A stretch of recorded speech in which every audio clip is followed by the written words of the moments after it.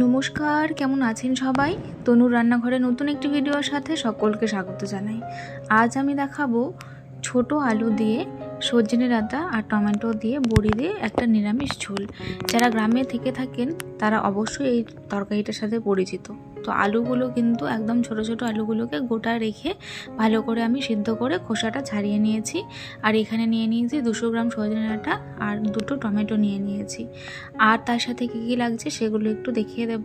এই রেসিপিটা একবার হলেও ট্রাই করবেন গরমের সময়, খুব কম মশলায় দুর্দান্ত স্বাদ হয় খেতে, গরম ভাতের সাথে খুব ভালো লাগে। তো আপনারা ট্রাই করলে জানাতে ভুলবেন না। তো এখানে কুমড়ো ডালের বড়ি নিয়ে নিয়েছি আমি বেশ খানিকটা, নিয়ে নিয়েছি 1 চামচ মতন গোটা জিরে, 1 ইঞ্চি মতন আদা, প্রয়োজন মতন কাঁচা লঙ্কা, এই তিনটে আমি পেস্ট করব। আর ফোড়নের জন্য 2টো তেজপাতা, 1টা শুকনো লঙ্কা, 1 চামচ নিয়েছি 5 ফোড়ন। আপনারা 5 ফোড়নটাই এখানে ইউজ করার চেষ্টা করবেন। এই তরকারিতে 5 ফোড়ন দিলে খুব সুন্দর লাগে খেতে, ফ্লেভারটা খুব সুন্দর আসে। তো এইখানে 2 চামচ মতন তেল দিয়ে প্রথমে বড়িগুলোকে খুব সুন্দর করে হালকা করে লালচে করে আমি ভেজে তুলে নিলাম। বড়ি ভাজা হয়ে গেলে এটা তুলে নিয়েছি। তুলে নেওয়ার পরে আরও 3 টেবিল চামচ মতন তেল অ্যাড করে দিলাম ওই কড়াইয়ের মধ্যে। দিয়ে প্রথমে একটা শুকনো লঙ্কা, 2টো তেজপাতা দিয়ে খুব ভালো করে ফোড়নটা করে নেব। তার সাথে আমি এখানে 1 চামচ 5 ফোড়ন নিয়েছিলাম, সেটাও আমি ফোড়নে দিয়ে দিলাম। দিয়ে ভালো করে নাড়াচাড়া করে নেবার পরে প্রথমেই আমি এখানে দিয়ে দেব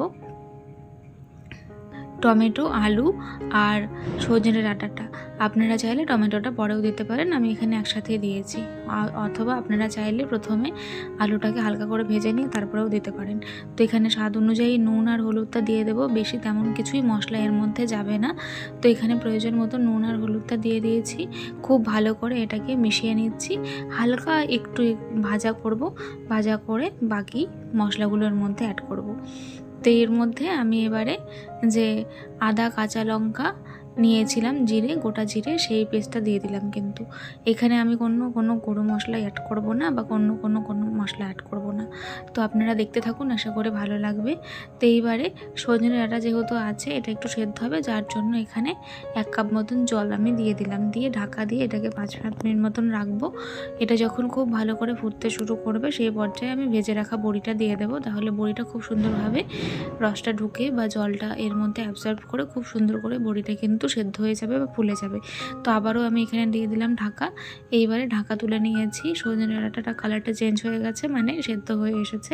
এইবারে ভালো করে এটাকে কষাবো। কষিয়ে নিলেই রেডি হয়ে যাবে আমাদের সজনে ডাঁটা আলু বড়ি দিয়ে নিরামিষ পাতলা ঝোল। তো কে কোথা থেকে ভিডিওটি দেখছেন অবশ্যই জানাতে ভুলবেন না। যদি আমার ভিডিওটি ভালো লেগে থাকে তবে অবশ্যই কিন্তু চ্যানেলটিকে লাইক, শেয়ার, সাবস্ক্রাইব করে বেল নোটিফিকেশানটি অন করে রাখবেন। এতে করে আমার ভিডিও নোটিফিকেশান সবার আগে পেয়ে যাবেন। তো এবারে আমি 2 গ্লাস মতন গরম জল দিয়ে দিলাম। এটা আমার হয়ে গেছে কষানো। গরম জলটা দিয়ে ভালো করে ফুটতে দেব। তাহলেই কিন্তু খুব সিম্পল একটা মেনু রেডি হয়ে যাবে। আপনারা সজনে ডাঁটার সময় চলছে এখন, আপনারা অবশ্যই গরমে এরকম পাতলা কম মশলাই বানিয়ে খাবেন, আশা করি খুব ভালো লাগবে। আজ তবে আসে, দেখা হবে আরও একদিন। ধন্যবাদ।